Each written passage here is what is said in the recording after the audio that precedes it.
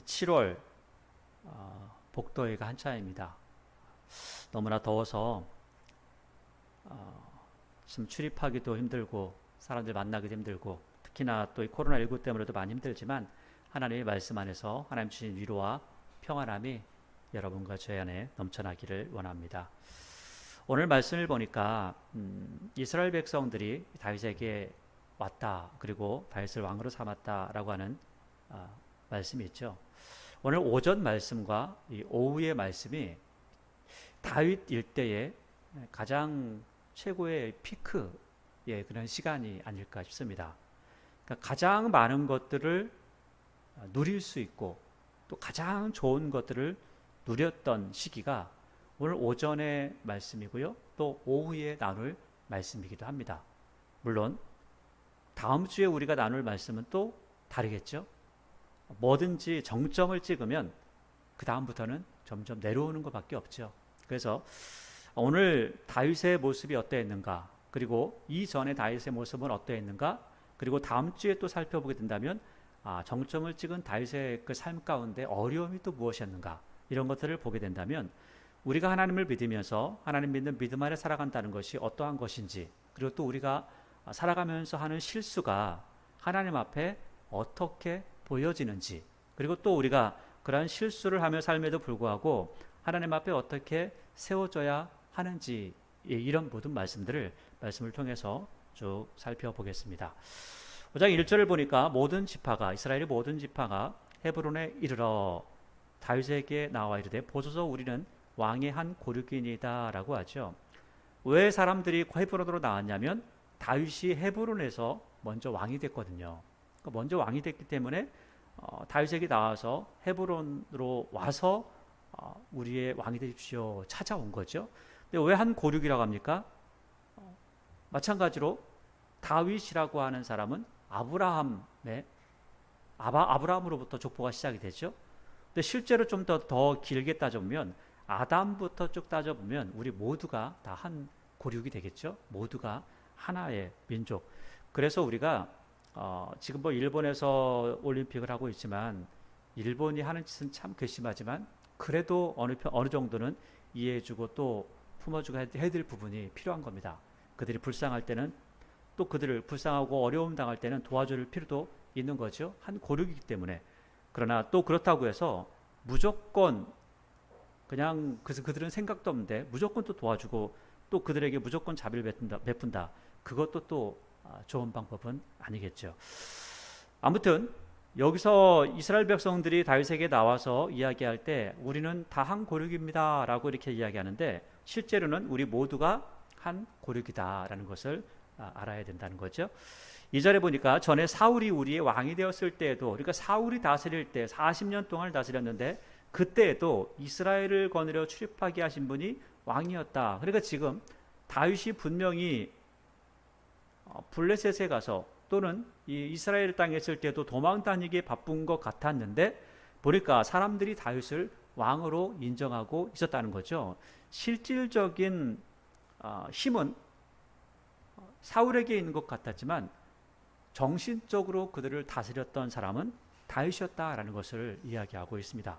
자, 그만큼 정신적인 지주, 정신적으로 또 신앙적으로 제대로 된 그 모습이 세워졌던 사람이 오늘 다윗이었음을 이야기하고 있습니다. 그러면서 그 뒤에 이야기를 하죠. 여호와께서도 왕에게 말씀하시기를, 그러니까 하나님께서도 이렇게 말씀하셨습니다. 그러니까 하나님의 약속이 있습니다. 이게 뭐냐면 다윗이 내 백성 이스라엘의 목자가 되게 되며 내가 이스라엘의 주권자가 되리라 하셨나이다. 그러니까 이제 당신이 지도자가 되어야 됩니다. 당신이 오셔야 됩니다 라고 이야기하는 거죠. 그러니까 3절에 이에 이스라엘 모든 장로가 헤브론에 이르러 왕이 함께 나오고 다윗 왕이 헤브론에서 여호와 앞에 그들과 언약을 맺음에 그들이 다윗에게 기름을 부어 이스라엘 왕으로 삼으니라. 자, 그러니까 다윗이 가가지고 야 내가 왕할 거야 라고 하는 것이 아니라 오늘 말씀을 보니까 다윗이 가만히 있는데 이스라엘 백성들이 와서 우리의 왕이 되십시오 라고 이야기하는데 또 그렇게 그냥 왕이 됩니다, 나 이렇게 왕이 될 거야 이렇게 하는 것이 아니라 그들과 언약을 먼저 맺었다고 합니다. 자, 왕으로서 이러이러한 일을 해주고 또 백성으로서 이러이러한 일을 할 할 겁니다라고 언약을 하는 거죠. 자, 우리가 대통령을 뽑을 때도 마찬가지죠. 대통령을 뽑을 때도 우리는 대통령을 처음에 뽑으면 5년의 임기를 줍니다. 그리고 그에게 일정 분량의 힘을 부여를 합니다. 자, 그러면서 약속을 하는 거죠. 이러한 기간을 당신에게 줄 것이고 이러한 힘도 줄 겁니다. 그러니까 당신은 우리에게 좋은 지도자가 되십시오라고. 그래서 우리가 경제적으로, 정치적으로 모든 부분에서 안정되기를 원합니다라고 이야기하는 거죠. 자, 그 말을 듣고 대통령은 그대로 행하면 좋은 지도자가 되겠죠. 그러나 그렇게 약속을 다 해놓고 자기의 주머니를 채우기 바쁜 대통령이라면 아주 못된 사람이겠죠. 근데 오늘 다윗과 이스라엘이 언약을 맺고 있다는 겁니다. 이거 참 중요합니다. 그냥 일방적으로 왕이 되는 것이 아니라 언약을 맺었다라는 부분들이 참 중요한 부분이죠. 하나님 앞에서도 마찬가지죠. 4절에 다윗이 나이가 30세의 왕위에 올랐다라고요. 40년 동안 다스렸는데 40년의 왕위 중에서 5절에 보니까 헤브론에서 7년 6개월을 다스렸고요. 그러니까 7년 6개월 동안은 유다를 다스렸습니다. 그리고 예루살렘으로 올라가서 33년 동안, 예루살렘은 아직 정복하지 않았는데 그러니까 뒤에서 역사가가 쓸 때 이렇게 다스렸습니다 라고 먼저 설명을 해주고 가는 겁니다. 33년, 그래서 7년 6개월 33년을 더하니까 40년 동안을 다스렸다라고 이야기하는 겁니다. 자, 그리고 나서 6절에 왕과 그의 부하들이 예루살렘으로 가서, 그러니까 예루살렘으로 갔습니다. 자, 예루살렘으로 갔는데 그 땅이 이스라엘의 땅이 아니었다는 거예요. 그러니까 지금 예루살렘 성, 지금 예루살렘 도시가 이 당시에 처음부터 가나안 땅에 들어가서 이스라엘 백성들이 다 차지한 게 아니었다는 겁니다. 지금 몇백 년이 지났는데도 불구하고 가나안 땅에 들어가서 예루살렘을 차지하지 못하고 또 그 땅을 차지했다. 근데 그 땅을 누가 살고 있었냐면 보니까 그 땅 주민 여부스 사람을 치료하며, 그러니까 거기에는 여부스 사람들이 살고 있었다는 거죠. 그러니까 지금 몇백 년이 지났는데도 불구하고 예루살렘 성을 함락시키지 못했다는 겁니다.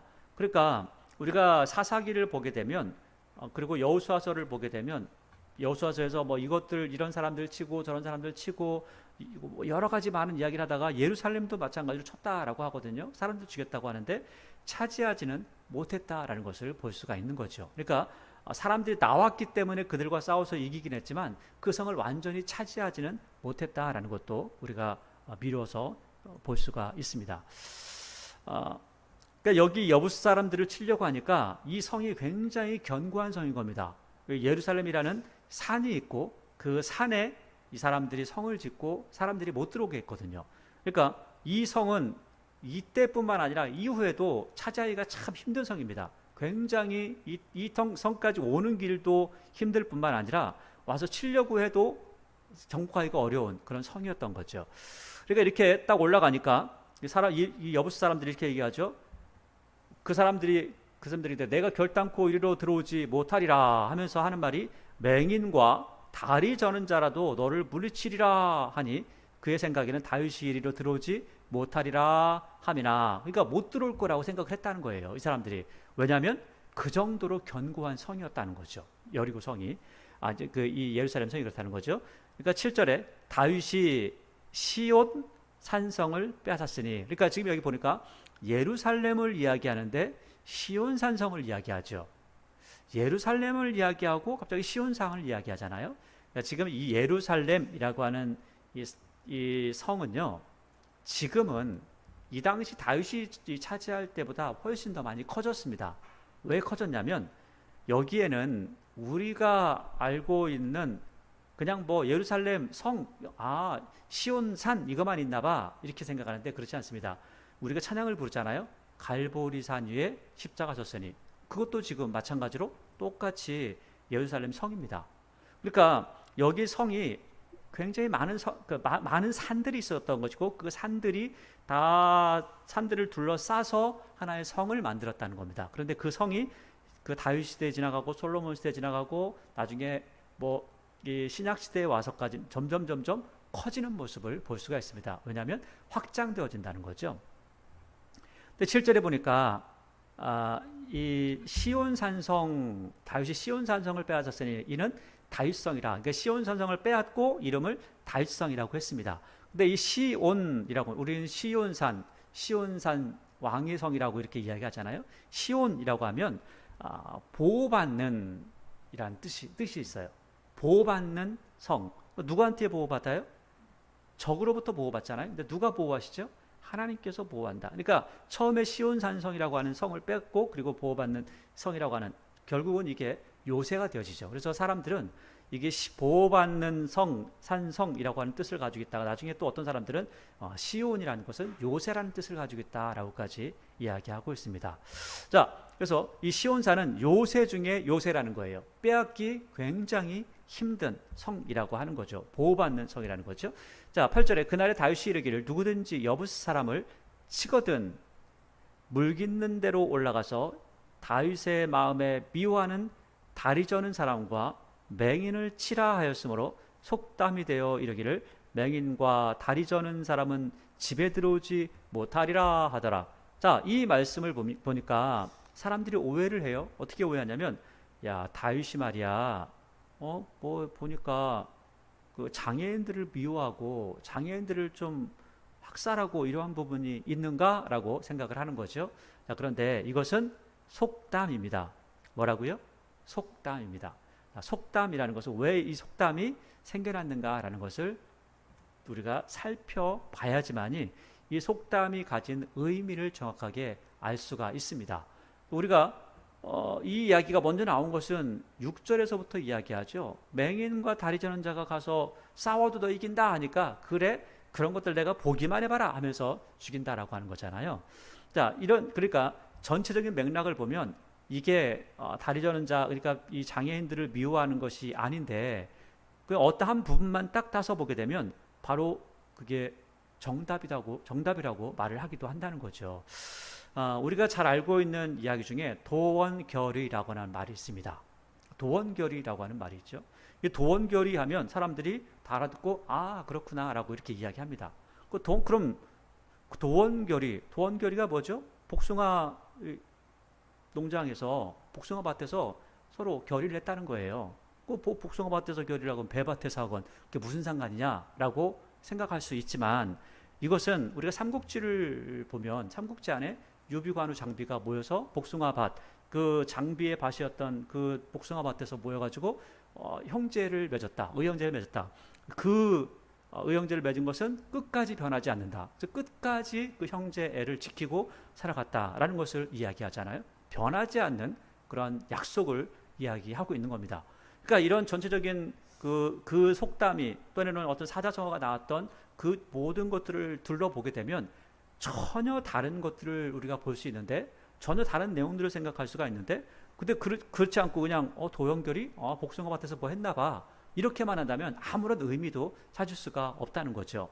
그래서 오늘 다윗이 이러한 이야기를 한 것은 지금 여부스 사람들이 야, 여기가 얼마나 강한 성인 줄 알아? 라고 하면서 이야기했다는 거예요. 그러니까 거기가 강한 성, 내가 들어가서 완전히 칠 거야 라고 하는, 완전히 물리칠 거야, 완전히 너희들을 쑥대밭을 만들어 놓을 거야 라고 하는 그런 의미로 쓰였다는 겁니다. 그러니까 그런 의미를 잘 보지 않으면 다윗이 가지고 있는 생각이 굉장히 이상했다라고 말할 수도 있다는 거죠. 그래서 9절에 보니까 다윗이 그 산성에 살면서 다윗성이라 이름하고 그걸 차지한 겁니다. 그거 못 들어올 거야 라고 했는데 물길을 타고 들어갔다는 거예요. 그 물길이 어떤 물길이냐? 그 상수도가 그쪽으로 올라가지는 않을 거 아니에요? 물이 하수도로 물을 내보내는 길이 있었던 거예요. 그 길로 타고 올라가서 그 땅을 차지했다는 겁니다. 그러니까 그 땅을 차지한다는 게, 전쟁을 해가지고 차지하는 것은 굉장히 어려운 지역이었다는 거죠. 그런데 그 다윗에게 하나님께서 지혜를 주셔서 그 땅에 들어가서 그 땅을 차지할 수 있도록 하셨다는 거죠. 9절에 다윗이 그 산성을 살면서 다윗성이라고 이렇게 이야기를 합니다. 다윗성이라고 하는 것을 실제로 우리가 예루살렘 지도를 보게 되면 여기는 다윗성, 여기는 무슨 성 이렇게 시온성, 여러 가지 말을 합니다. 시온성도 옛날의 시온성, 지금의 시온성 이렇게 이야기합니다. 굉장히 많은 부분들을 이야기하고 있는 거죠. 그래서 10절에 보니까 만군의 하나님 여호와께서 함께 계시니, 자, 함께 계신다는 거예요. 만군의 여호와께서 함께 계십니다. 그러니까 다윗이 점점 강성하여 가니라. 한꺼번에 훅 커진 게 아니라 점점점 강건해진다. 강성해진다. 이렇게 이야기하고 있죠. 우리가 그 하나님의 역사를 보게 되면 천천히 부흥하는 것을, 또 천천히 강해지는 것을 볼 수 있습니다. 그러나 사탄이 하거나 귀신이 하면 갑작스럽게 확 커지는 모습을 볼 수가 있습니다. 그래서 이 성경은 하나님께서 하신 모든 일들을 볼 때 천천히 그렇게 됐다, 천천히 퍼졌다라는 것들을 강조해서 계속해서 말씀하고 있습니다. 11절에 두루 왕 히람이 다윗에게 사절들과 백향목과 목수와 석수를 보내매 그들이 다윗을 위하여 집을 지으니, 다윗이 여호와께서 자기를 세우사 이스라엘 왕으로 삼으신 것과 그의 백성 이스라엘을 위하여 그 나라를 높이신 것을 알았더라. 이게 굉장히 중요한 이야기입니다. 그러면 우리가 11절까지의 모습을 보니까 다윗이 지금 승승장구하고 있잖아요. 그러니까 어떻게 보면 다윗이 그렇게 생각할 수 있을 겁니다. 야, 내가 말이야, 내가 누군데 내가 했어 라고 생각할 수 있다는 거죠. 많은 사람들이 그렇게 하죠. 그렇게 교만해져서 결국은 사람들을 다 죽이고, 그리고 자기 혼자 돼서 결국은 망하는 모습을 보게 되는데, 12절을 보니까 다윗이 하나님에 대해서, 또 자기가 가지고 있는 자기의 권력이나 힘이나 능력을 어떻게 이야기하고 있냐면, 다윗이 여호와께서 자기를 세웠다는 거예요. 자기가 한 것이 아니라는 겁니다. 여러분, 이게 바로 겸손이라는 거예요. 자기 자신을 알면 겸손해지는 겁니다. 자기 자신을 모르면 교만해지는 거죠. 내용이 굉장히 중요한 내용입니다. 아주 짧은 12절 한 구절밖에 안 되지만 이 구절이 굉장히 중요한 부분이죠. 여호와께서 다윗을 세우셨다는 거예요.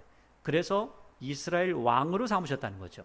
내가 잘해서, 내 능력으로, 내가 내 지식을 가지고 내가 사람들을 만나서 설득을 했기 때문에 하는 것이 아니라, 하나님께서 하나님의 능력으로 하나님의 뜻 가운데 이스라엘 왕으로 세우셨다는 것, 그리고 그의 백성 이스라엘을 위하여 그 나라를 높이신 것을 알았더라. 그러니까 그 나라가 지금 힘이 세지고 능력이 많아지고 여러 가지 많은 것들을 누리는 것이 지금 다윗 때문에 그런 것이 아니라 하나님께서 이스라엘 백성들을 위하여 이런 일들을 하셨다는 거예요. 그러니까 다윗의 위치, 다윗의 자리, 다윗이 했던 모든 공적들에 대해서 어떤 면에서는 싸그리 무시하는, 완전히 무시하는 듯한 모습이 보여지는 거죠. 그런데도 불구하고 다윗이 그렇게 이야기를 하는 겁니다. 다른 사람들이 이야기하는 것이 아니라 다윗이 지금 내가 어떻게 세워졌는지, 지금 이스라엘이 왜 저렇게 강성해졌는지 내가 한 게 아니야. 하나님께서 하신 거야. 나를 위해서 하신 게 아니라 이스라엘 백성들을 하신 거야, 위해서 하신 거야 라고 이야기한다는 거죠. 여러분, 겸손하면 하나님께서 높여주십니다. 겸손하면 하나님께서 세워주십니다. 그러나 내가 교만하면 하나님께서 그를 넘어지게 하십니다. 13절이죠. 다윗이 헤브론에서 올라온 후에 예루살렘에서 첫 첩들을 더 두었으므로, 참, 그러니까 첫 첩을 더 두었다라는 것은 우리가 봐도 별로 좋은 게 아니죠. 근데 하나님께서도 이스라엘에게 왕이 세워지면 그 왕들이 해야 될 일들 가운데 가장 중요한 것은 하나님의 말씀을 등사해서 내 머리맡에 두고 항상 봐야 된다. 하지 말아야 될 게 있는데 말들을 많이 두지 마라, 여자를 많이 두지 마라, 꼭 이런 말씀하셨거든요. 군대를 너무 세게 하지 말고 여자를 많이 두고 결혼 너무 많이 하지 마라고 했는데 보니까 첫 첩들을 더 두었다. 이게 참, 다윗이 하나님의 사랑을 받는 사람이라 할지라도 또 자기 뜻대로 하지 못하는 부분도 있을 뿐만 아니라 자기가 또 원하는 그런 부분도 있을지 모르겠습니다.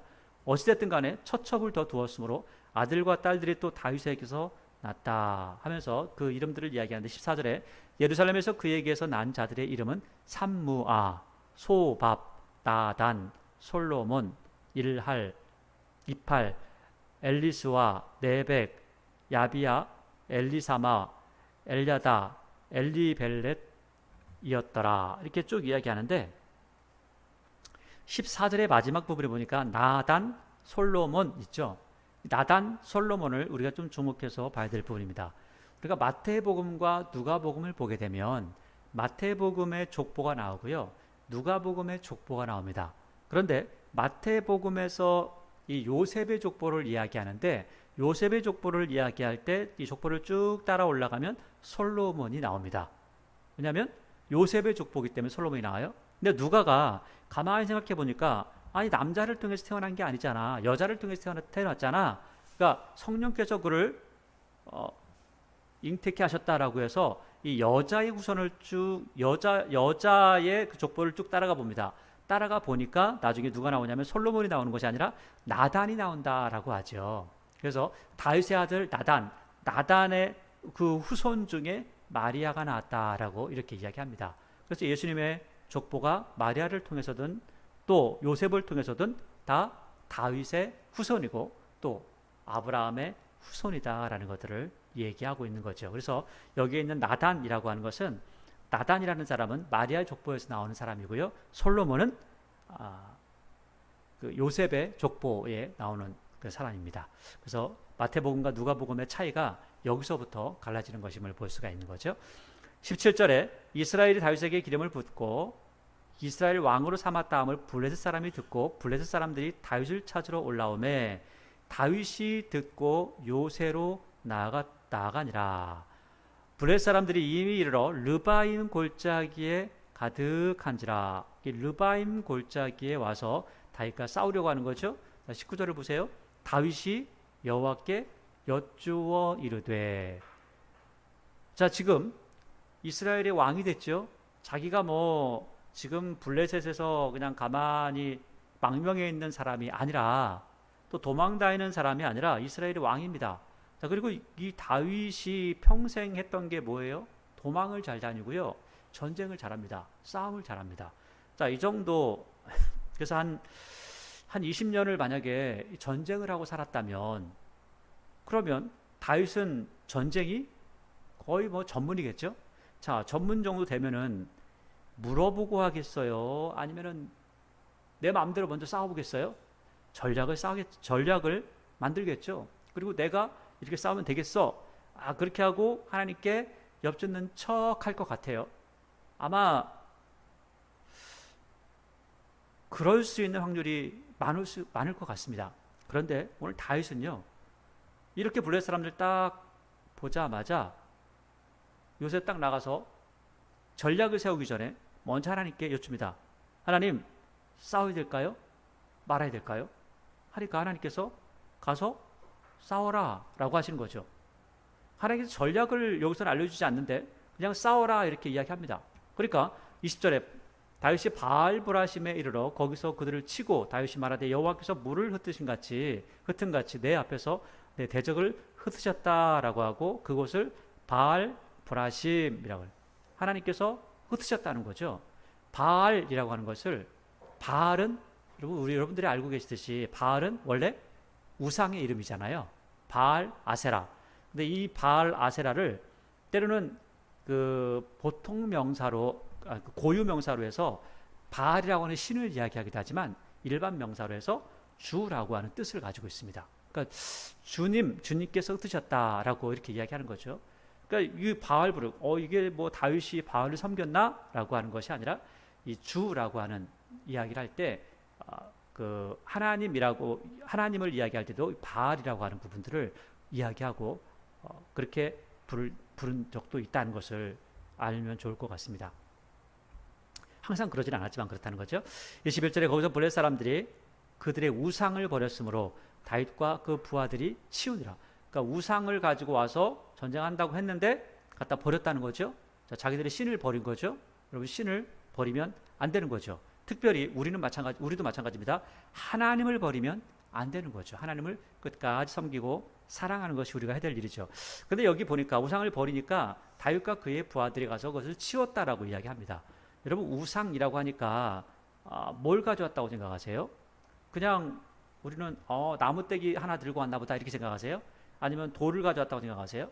아마도 제가 볼 때는 우상을 만들 때 아무리 그들이 대충 가져왔다 할지라도 우상을 만들었으면 그 우상을 들고 왔을 때 그 앞에서 앞세우고 거기다가 우리가 흔히 이야기하는 식으로 금맺기를 했을 겁니다. 아마 금도금을 했을 겁니다.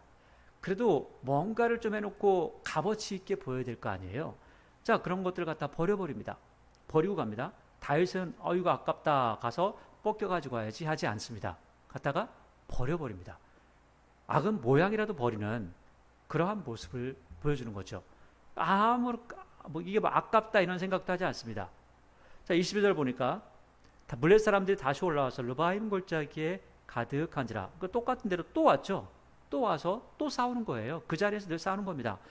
다윗이 여호와께 여쭈니 이르시되 올라가지 말고 그들 뒤로 돌아서 뽕나무 숲을 맞은편에서 그들을 기습하되. 자, 보세요. 지금 똑같이 전쟁을 하러 똑같은 자리로 똑같은 사람들이 왔습니다. 자, 그러면 다윗이 하나님 앞에 엿줍는 것보다 가서 그냥 에이 저것들 참 귀찮게 또 왔네 하고 또 싸울 것 같죠? 그런데 또 엿줍습니다. 또 엿줍니다. 그러니까 하나님께서 24절 뽕나무 꼭대기에 23절 다윗이 여호와께 여쭈니 이르시되 올라가지 말고 그들 뒤로 돌아서 뽕나무 숲을 사이 맞은편 그들을 기습하되 뽕나무 꼭대기에 걸음 걷는 소리가 들리거든. 아니 뽕나무 꼭대기에서 걸음 걷는 소리가 들려요? 근데 아무튼 뽕나무 꼭대기에서 걸음 걷는 소리가 들리거든. 그러니까 다윗도 딱 들으면서 황당했을지 모르겠어요. 아니 바닥에서 소리가 들리는 게 아니고 뽕나무 꼭대기에서 소리가 들린다고? 무슨 소리지? 하고 그런데도 불구하고 가서 순종을 합니다. 그리고 올라가죠. 그때 여호와가 너보다 앞서 나아가서 블레셋 군대를 치리라 하시니라. 이에 다윗이 여호와의 명령대로 행하여 블레셋 사람을 쳐서 게바에서 게셀까지 이르니라. 그러니까 블레셋을 이스라엘 땅에서 완전히 끝까지 밀어붙였다. 블레셋이 이스라엘 땅에 들어오지 못하게 되었다라고 이야기하는 겁니다. 자, 그때 근데 중요한 것은 걸음소리가 들리고 실제로 가서 하니까 누가 먼저 싸워요? 하나님께서 싸우신다는 거예요. 다윗의 전술은요, 하나님께서 모든 일을 하십니다라고 하는 전술이에요. 아니 다윗이 그렇게 오랫동안 싸운데도 불구하고 하나님께 꼭 여쭙고 그리고 또 싸워요. 자기의 전략도 있지만 먼저 하나님의 전략이 무엇인지, 하나님께서 무엇을 행하시는지를 생각하고 간다는 거죠. 이렇게 가서 싸웁니다. 그리고 차지합니다. 여러분 이렇게 오늘 말씀을 보니까 이런 거죠. 여러분 하나님께 여쭙는다는 것은 내가 능력이 있고 아니 뭐 전쟁에 얼마나 이골이 났겠어요. 그런데도 불구하고 오늘 다윗이 하나님께 여쭙죠. 그러니까 하나님께서 알려주시잖아요. 여러분 이것은 우리의 삶 속에 적용을 하면 어른들에게 뭔가를 물을 수 있다는 것, 이것은 어른들이 굉장히 좋아하는 요소라는 거예요. 하나님께도 마찬가지죠. 여러분 우리도 마찬가지예요. 우리가 하나님 앞에 여쭙는 거, 기도하는 거, 하나님 이거 이렇게 해주세요 라고 하는 게 아니었다는 거예요. 그게 기도가 아니었다는 거죠. 다윗이 어떻게 기도해요? 하나님 어떻게 할까요? 라고 묻는 겁니다. 하나님 어떻게 해야 되죠? 제가 무엇을 해야 되죠? 라고 계속해서 여쭙는 겁니다. 하나님께서 그럼 넌 이렇게 해라 라고 말씀하시는 거죠. 그러니까 하나님의 뜻이 그 안에 묻어 나오는 겁니다. 자, 어른들에게도 마찬가지죠. 어떤 음식을 할 때도 마찬가지고 뭘 할 때도 마찬가지고 내가 할 줄 모르니까 때로는 내가 할 줄 알아도 한번 여쭤보는 거죠. 이거 어떻게 해야 돼요? 이거 어떻게 만들어야 돼요? 어른들은 알려주시죠. 이렇게 해야 된다. 근데 어른들의 말씀을 듣고 그대로 한다고 해서 어른들이 만드는 게 더 맛있다라고 보장은 못해요. 그래도 뭐예요? 여쭙는 겁니다. 그러면 그 모습이 예뻐서 모든 관계가 좋아지는 거죠. 하나님께도 마찬가지입니다. 여러분 우리가 우리의 힘으로 할 수 있는 부분들이 분명히 있을 수 있습니다. 그러나 하나님께 여쭙는 거죠. 하나님께 여쭙고 하나님께 뭔가를 기도할 때 하나님께서 우리가 생각하는 것보다 우리가 원하는 것보다 훨씬 더 많은 것들로 우리를 채우시고 인도하신다는 거죠. 그게 바로 기도라고 하는 겁니다. 뭔가 목적을 가지고 기도하는 것이 아니라 하나님 어떻게 할까요? 하나님의 의중을, 하나님의 뜻을 여쭈을 수 있는 것, 이것이 바로 기도라고 하는 거죠. 6장에 보니까 다윗이 이스라엘에서 뽑은 무리 3만 명을 다시 모았죠. 그리고 다윗이 일어나 자기와 함께 있는 모든 사람과 더불어 바알레 유다로 가서 거기서 하나님의 궤를 메워 오려고 하니 그 궤는 그룹들 사이에 좌정하신 만군의 여호와의 이름으로 불리는 곳이라. 이 바알레 유다라고 하는데 이곳은 기랏 여야림이라고 하는 곳입니다. 그 왜 바알레 유다라고 불렀냐? 여기만 나와서 그 이유를 모릅니다. 바알레 유다라고 하는 이름으로 부르죠. 아마 이 당시에 몇몇 사람들이 이렇게 불렀을 수도 있겠어요. 왜냐하면 유다의 주라고 하는 뜻을 가지고 있으니까. 그러니까 그 하나님에 대해서 이야기할 때 이렇게 이야기할 수도 있고, 또 때로는 어떤 사람들이 뭐 우상 숭배하면서 만들었던 그런 이름일 수도 있죠. 정확하게 그 뜻을 알 수는 없습니다. 그 의미는 알 수가 없습니다. 그러니까 이제 하나님의 궤를 가지고 온다는 거예요. 이제 다윗이 예루살렘을 차지했으니까 3절에 그들이 하나님의 궤를 새 수레에 싣고 산에 있는 아비나답의 집에서 나오는데 아비나답의 아들 우시사와 아요가 그 새 수레를 보니라. 원래 궤를 옮길 때는 어떻게 해요? 제사장이 어깨에 메고 옮기는 겁니다. 그런데 지금 아비나답의 집에 이렇게 오랫동안 있었는데 아비나답이 수레에 싣고 옮깁니다. 이것을 보니까 굉장히 게으르든지 아니면 하나님의 말씀을 알지 못하든지 이런 모습이 있다는 거예요. 그러니까 이게 아니라고 이야기하죠. 4절에 그들이 산에 있는 아비나답의 집에서 하나님의 궤를 싣고 나올 때 아유는 궤 앞에서 가고 다윗과 이스라엘 족속 온 족속은 잣나무로 만든 여러 가지 악기와 수금과 비파와 소고와 양금과 제금으로 여호와 앞에서 연주하니라. 자, 그러니까 노래하고 춤추고 또 찬양하고 이렇게 하면서 막 신나가지고 하는데 여러분들이 찬양하는 거, 여러분들이 노래하는 거, 여러분들이 뭐 열심을 가지고 한다 할지라도 여러분들 안에 지식이 없으면 아무것도 아닙니다. 왜냐하면 이게 지금 하나님의 방법이 아니었기 때문에 그래요. 여러분 이렇게 찬양하고 하나님의 이름을 높인다라고 하면 하나님께서 뭘 주셔야 돼요? 복을 주셔야 되는 거죠. 원래는. 그런데 놀랍게도 6절을 보니까 그들이 나곤의 타작마당에 이르러서 소들이 띵으로 우사가 손을 들어 하나님의 궤를 붙잡았더니 여호와 하나님이 우사가 잘못함으로, 자, 우사가 잘못했습니다. 궤에 손을 댔다는 거죠. 그리고 또 궤에 손을 대기 전에 뭘 했어요? 어깨에 맨 것이 아니라 수레에 실었죠. 자, 그 모습을 보고 나서 하나님께서 보시고 하나님의 우사가 잘못함으로 말미암아 진노하셔서 그곳에서 그를 치시니 그가 거기 하나님의 궤 곁에서 죽으니라. 딱 잡자마자 죽었다는 거예요. 자, 이 정도 되면 우리가 생각을 해봐야죠. 여러분 하나님을 찬양하고 하나님의 이름을 높입니다. 때로는 뭐 찬양하는데 앞에서 노래를 부를 뿐 아니라 춤을 추고, 여러분 아무리 춤추고 노래하고 한다 할지라도 하나님께서 영광을 받으시는 것이 아니라는 겁니다. 가장 중요한 것은 여러분들 안에 하나님이 누구신지 아는 지혜가 있어야 된다는, 지식이 있어야 된다는 겁니다. 그래서 하나님께서 원하시는 그 방식으로 뭔가를 해야 된다는 거죠. 여러분 우리가 하물며 제사를 지낸다 할 때도 뭐 이렇게 방법을 따져가지고 이것이 이렇고 이렇게 놔둬야 되고 뭐 이런 걸 이야기하지 않습니까? 그런데 하나님 앞에 예배를 드리는데 하나님의 방법을 하지 않고 내 마음대로 한다면 하나님께서 기뻐하시겠어요? 그럴 수가 없다라고 하는 거죠. 하나님의 말씀이 우선이고 하나님을 아는 지식이 우선이라는 겁니다. 하나님을 아는 지식이 없으니까 우사가 자기 마음대로 하죠. 자기 마음대로 할 때 사람들이 같이 찬양을 하죠. 여러분 이것은 하나님을 우습게 여기는 거하고 똑같습니다. 그러니까 부모님이 가장 싫어하는 행동을 하면서 그 앞에서 부모님, 어머니, 아버지, 아이고 장수하세요, 잘하셨습니다, 이렇게 하세요, 저렇게 하세요 하면서 뭐 밴드를 불러가지고 노래하고, 그 부모님이 좋아하시겠어요? 엄청나게 싫어하시겠죠. 하나님께서도 그렇다는 거예요. 하나님의 뜻이 무엇인지 하나님을 아는 지식이 중요하다는 겁니다. 그래서 그게 죽으니까 8절에 여호와께서 우사를 치심으로 다윗이 분하여 그곳을 베레스 우사라 부르니 그 이름이 오늘까지 이르지라. 다윗은 지금 이유를 모르는 거예요. 다윗은 모르는 거예요. 그래서 베레스 우사가 거기서 그 땅을 내서 죽는 걸 보고 깜짝 놀래가지고 처음에는 놀래니까 너무 무섭고, 둘째는 내가 지금 하나님의 말씀을, 하나님의 법궤를 옮기려고 하는데 왜 하나님이 이러십니까 하면서 분하기도 하고, 이 두 가지의 마음이 함께 오는 거죠. 그래서 9절에 이렇게 이야기하죠. 다윗이 그날에 여호와를 두려워하여, 자기가 분을 냈던 것도 잘못했고, 그죠? 그러니까 두려워하여 이르되 여호와의 궤가 어찌 내게 오리요 하고. 여러분 너무 두려워해도 안 되는 거예요. 올바른 지식이 있으면 문제가 안 됩니다. 여러분 아무런 지식이 없는 우리 같은 사람한테 원자력 발전소에 가서 그것을 작동하라고 해보세요. 그러면 아무리 멀쩡했던 그 기계도요, 제가 작동하는 순간 망가집니다. 왜요? 작동법을 모르기 때문에 그렇죠. 하나님 앞에 나가서 예배 드리는 것도 마찬가지예요. 제가 원자력 발전소에 가서 그것을 못하듯이 하나님의 말씀을 모르는 사람이 갑자기 이 자리에 와가지고 하나님 말씀이 이렇다니 저렇다니 하면 하나님을 우롱하는 거라고요. 하나님이 가장 분노할 수밖에 없는 상황을 만든다는 거죠. 그래서 이렇게 되니까 결국 다윗도 하나님을 오해하게 되는 거죠. 야, 내가 하나님을 위해서 이렇게 열심히 했는데. 여러분 열심히 전부가 아닙니다. 지식이 있어야 되는 거죠. 여러분 저에게 원자력 발전소를 맡겨주면 제가 열심히 하겠죠. 지식이 없는데 어떡합니까? 10절에 다윗이 여호와의 궤를 옮겨 다윗성 자기에게로 메어가기를 즐겨하지 아니하고 가드 사람 오베데돔의 집으로 메어가니라. 아하, 이 자리에 보니까 블레셋 사람이 아직도 사는 사람들이 있었구나. 그죠?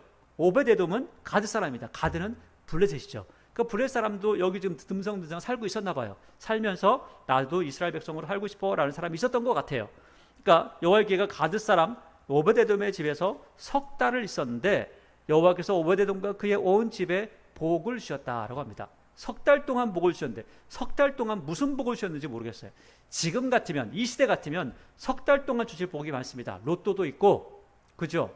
또 뭐 주식을 하면 주식으로 돈을 벌 수도 있고. 근데 이 당시에는 농사 짓고 양을 키우는 시대였거든요. 그런데 석 달 동안 무슨 복을 어떻게 받았는지 모르겠는데 근데 엄청난 복을 받았다는 거예요. 그 소문이 났다는 겁니다. 석 달밖에 있지 않았는데 소문이 날 정도로 복을 받았다는 거죠. 그러니까 12절에 어떤 사람이 다윗에게 아뢰어 이르되 여호와께서 하나님의 궤로 말미암아 오벳에돔의 집과 그의 모든 소유에 복을 주셨다 한지라. 다윗이 배가 아프겠죠. 그래서 하나님의 궤를 기쁨으로 메고, 아하, 배가 아픈 게 아니라 보니까 그 뒤에 기쁨으로 메고 왔다는 거예요. 그전에는 술에 싣고 왔다는 거죠. 무슨 말입니까? 아, 저 사람 복을 받는 걸 보니까 하나님께서 지금 우살을 치신 게 저주가 아니었어. 뭔가 잘못이 있었던 거야.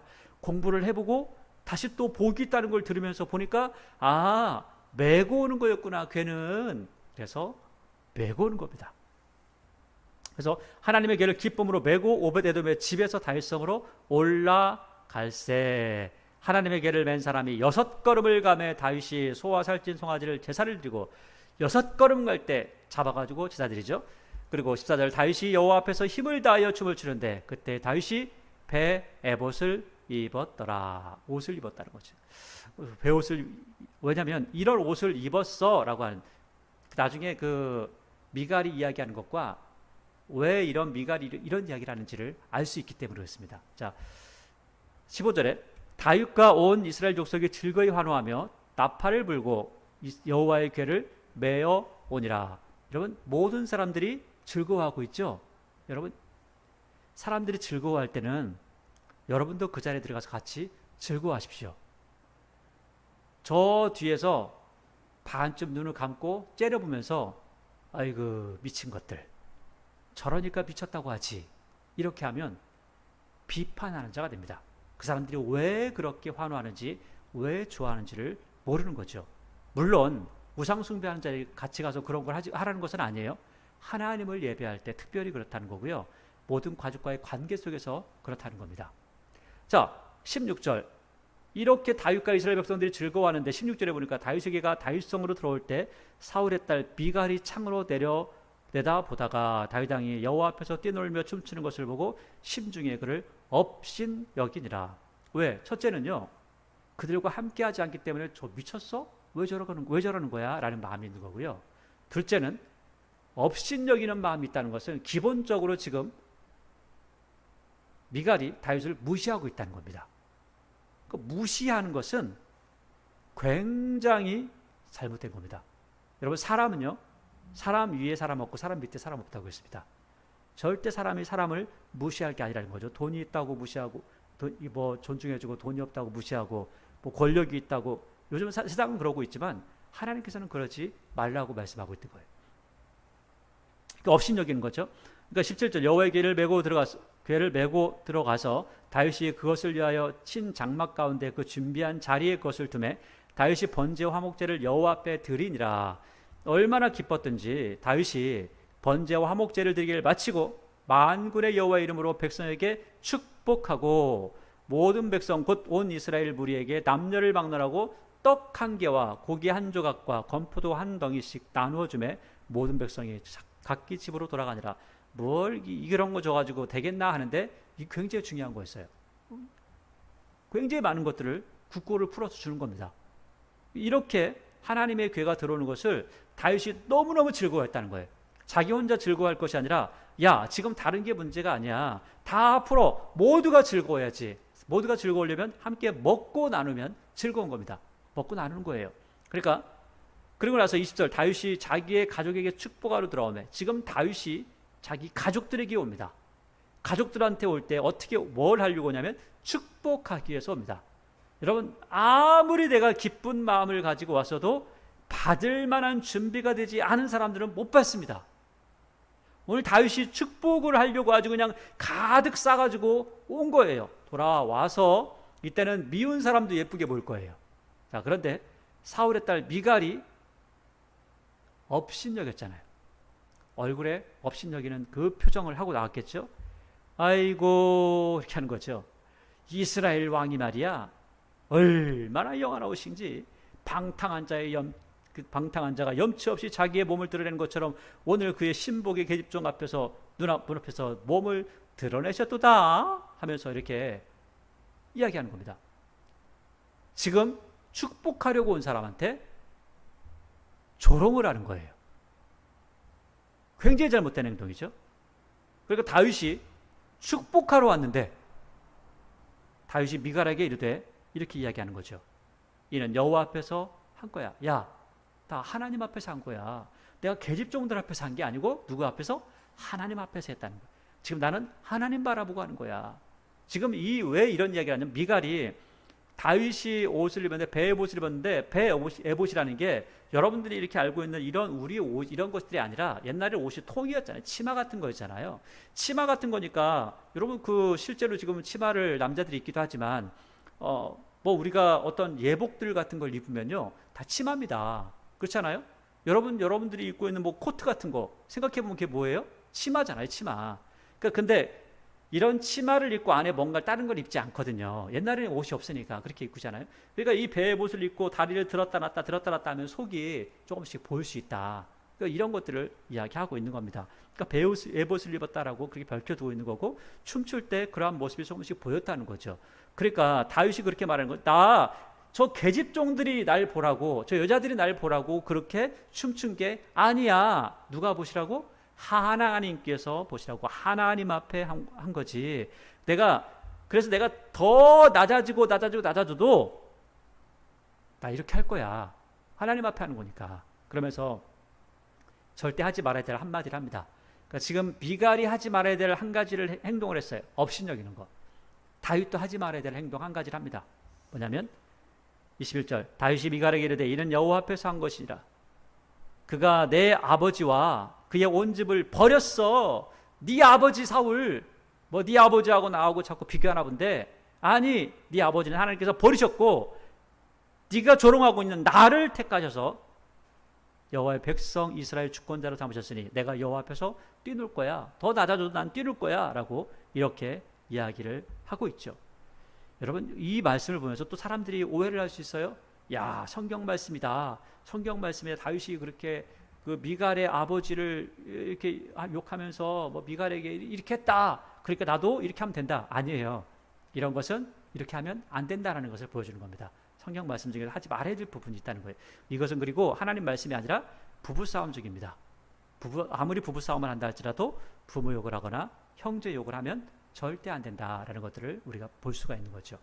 자, 이렇게 하니까 조롱하고 서로 가족을 욕하고 하다 보니까 어떤 일이 벌어졌냐면 23절에 그러므로 사울의 딸 미갈이 죽는 날까지 그에게 자식이 없으니라. 그래서 하나님의 말씀이 들어왔고 가장 즐거워서 축복하러 왔는데 가장 큰 저주를 받았던 사람 중에 하나가 미갈이라는 사람이었다는 거죠.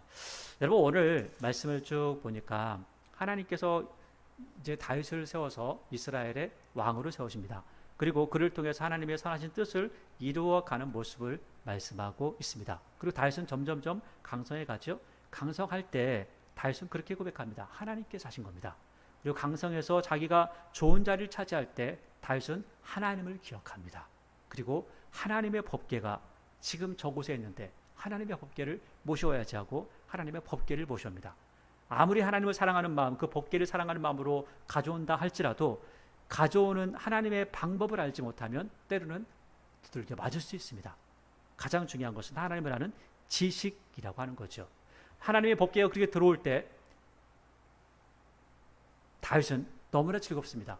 그리고 백성들을 다 축복했고 이제 내 가족에게도 이 복을 다 나눠주고 싶어. 이 복을 빌고 싶어. 그런데 복을 받지 못하는 사람도 있습니다. 왜요? 교만하고 또 다른 사람을 경멸하기 때문에 그렇다는 거죠. 자기가 높다고 생각하기 때문에 그렇습니다. 자기는 그런 걸 하면 안 된다고 생각하기 때문에 그렇습니다. 오늘 말씀은 겸손하게 하나님 앞에 서 있는 다윗을 이야기합니다. 그리고 다윗이 아무리 많은 복을 빌기 위해서 간다 할지라도 그 자리에서 복을 받지 못하는 사람도 있습니다. 여러분, 이 자리가, 하나님의 말씀을 받는 이 자리가 복을 받는 자리입니다. 하나님의 말씀을 받는 자리입니다. 이 자리에서 너무나 많은 것들을 누릴 수가 있죠. 그러나 어떤 이들은 예수님과 함께해서도 결국은 목매달아 죽을 수밖에 없는, 예수님을 팔았던 유다 같은 사람도 있는 거죠. 여러분, 교회 안에서 하나님 말씀 들을 때 오늘 다윗이 늘 그랬던 것처럼 하나님과 하나님의 일을 하는데 동참하시는 은혜가 있기를 원합니다. 그래서 항상 하나님께 주신 은혜가 무엇인지, 그 은혜 가운데 살아간다는 게 얼마나 행복한 것인지 늘 체험하고 더욱더 큰 감사로 하나님을 섬기는 저와 여러분의 모습이 되기를 바랍니다.